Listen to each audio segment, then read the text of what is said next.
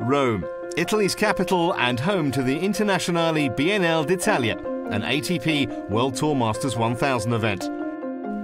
This year's draw was held in the beautiful Piazza del Campidoglio, the Italian players relishing the chance to perform in front of their home fans. It's always nice to be here in Rome. I mean, it's like my second home city, so it's a big pleasure for me to be here. It's always nice, you know. It's a pleasure being here. I would like to play good because it's in Italy. It's the only we have in Italy. But I know that in the same time it's going to be really difficult. But I'm going to try to do my best, and we will see. It's very nice, you know. Every year it's very special to be back. You know, I have so many good memories, and you know, the crowd is always lovely for us Italians. So it's for sure one of the nicest tournaments for us here. There hasn't been an Italian winner in Rome since 1976, and with all the Italian players knocked out in the first round, the long wait continues. Whilst across town, Argentinian star Juan Monaco took time out to visit the Vatican. It was amazing, a great feeling to see the Pope very close, to see how much people they came. It's unbelievable how proud the Argentinians we are that we have an Argentinian Pope. Back at the Foro Italico, Great Britain's Andy Murray was celebrating his 27th birthday whilst continuing his comeback from back surgery. The goal at the start of the year was to get back fit and healthy again, and I'm getting there slowly. After parting ways with Ivan Lendl, Andy's also in the hunt for a new coach. The ex-players, the ones that are exciting, are players that got the most out of their game, that achieved kind of their potential, so they got, you know, as much out of their game as they could, or, you know, also the guys that have won slams. That's also something that's attractive too. It's hard to find the right fit. Andy made it through to the quarters, where he lost out to Spain's Rafael Nadal. Another player celebrating his birthday was Bulgaria's Grigor Dimitrov. His coach, Roger Rashid, making sure his 23rd would be a day to remember. For Grigor, the red dirt throws up its own unique challenges. Clay, you know, takes your legs away every day. It doesn't matter if you practice 1 hour or half an hour. You always, you know that in the end of the day you're going to feel your legs a little bit. So that's something that we always keep in the back of our mind, and you know, just try to make the most out of it. Grigor made it through to the semi-finals, where he was also beaten by Rafael Nadal. With the birth of their second set of twins, Leo and Lenny, Switzerland's Roger Federer was free to play Rome. I wanted to stay home, but the team and Mirka and everybody thought it would be better for me to stay in touch with the game and keep playing matches, because I've had such a good start to the season. So maybe if I didn't keep playing and just spend time on the practice courts and changing diapers, maybe, you know, I would lose my rhythm, and so for that reason I quickly decided to come here short term and give it a go here, and I hope I'm going to be able to play some good tennis after all. Roger has faced some momentous tests during the course of his career, but how will travelling with two sets of twins compare? I'm not sure if this one's going to have a bigger impact on the first one. I always believe the first one is always the most difficult to handle. It's the same with first victories on tour. It's just that it's a relief, but it's also at the same, it adds a lot of pressure and just different organization. Whereas I think this time around we kind of know what we're getting into. Clearly it's going to be so much work, you know, with 4 kids on the road, but I feel like we're going to be able to handle it. My wife's unbelievably supportive and she's so good with the kids, and I try my best as well every time I can to help, and I'm there every day, you know. Maybe I'm half day off, so I'm actually always with the kids and I see them so often, so it's something I'm really going to look forward to spend this quality time with them as we travel the world and are in different countries and cities. It's going to be actually very exciting. After a close match, Roger was knocked out by France's Jeremy Chardy in the second round. This year's final would be contested between defending and 7-time champion Rafael Nadal and the 2-time champion Novak Djokovic. A week earlier, the Serb had missed Madrid with a wrist injury. I decided to take a week of not playing a tournament and practiced and follow the process of recovery and of course the strengthening the wrist and the tendons and muscles, and now I'm feeling almost, as I said, close to maximum and ready to play. As the battle between Nadal and Djokovic hots up for world number 1, Rafa was pleased to have secured 1,000 Emirates ATP ranking points by claiming the Madrid title. Madrid is an important victory for me, 1,000 points, another Masters title, and winning at home is always makes the victory a little bit more special. So very happy for everything, and now starts another important week for me here in Rome, and we'll see.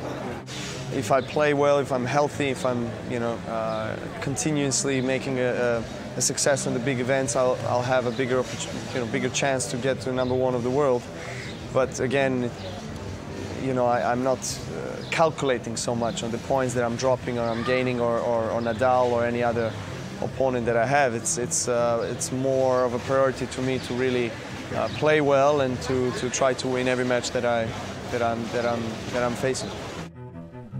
So, with Nadal and Djokovic once again the last men standing, the stage was set for a thrilling conclusion to the 2014 Internazionale BNL d'Italia.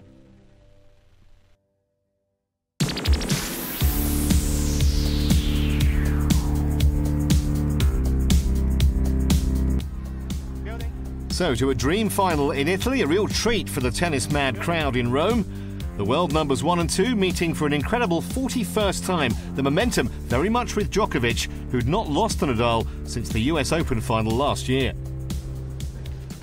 But Nadal started this final full of intent to extend his head-to-head lead over the Serb. As many of this capacity crowd in the Italian capital would have expected, it was an all-action opening few games.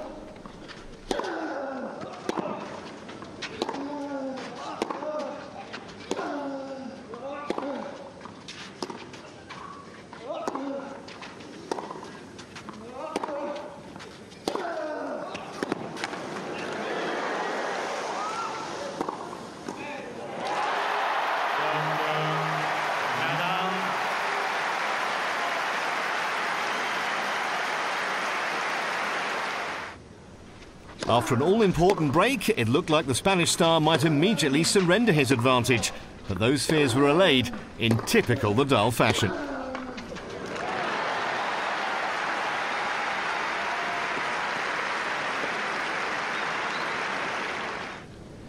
The top seed held firm on serve to see out the first set, halfway now to defending his Rome Masters title. But that would be no foregone conclusion, as Djokovic came racing out of the blocks in the second set for an early break.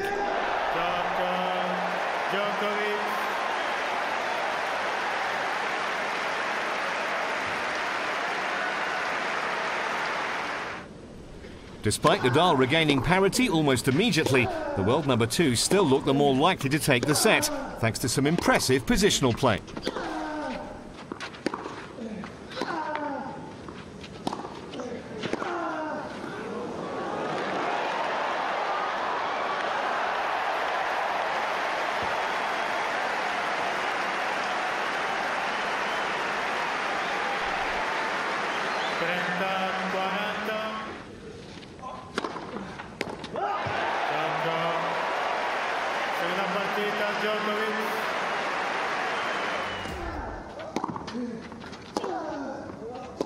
Both men were looking for a strong start to the third.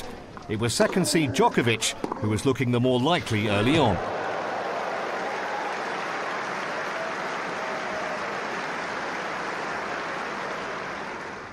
With Djokovic a break up, it was then down to the world number 1 Nadal to chase the match, something the defending champion has never been afraid to do.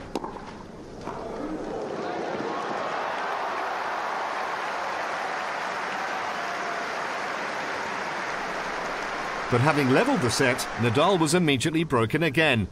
Djokovic wouldn't make the same mistake twice.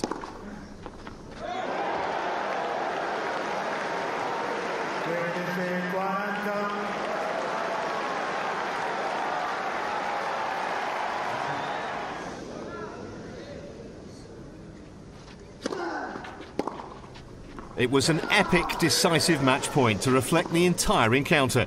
Djokovic with pinpoint accuracy, staggering pace and energy from both men, but in the end, one too many mistakes from Nadal.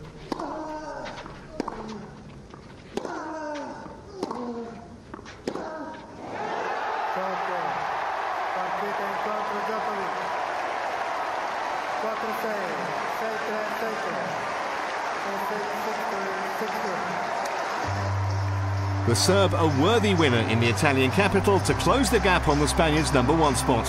He now claims his 19th ATP World Tour Masters 1000 title.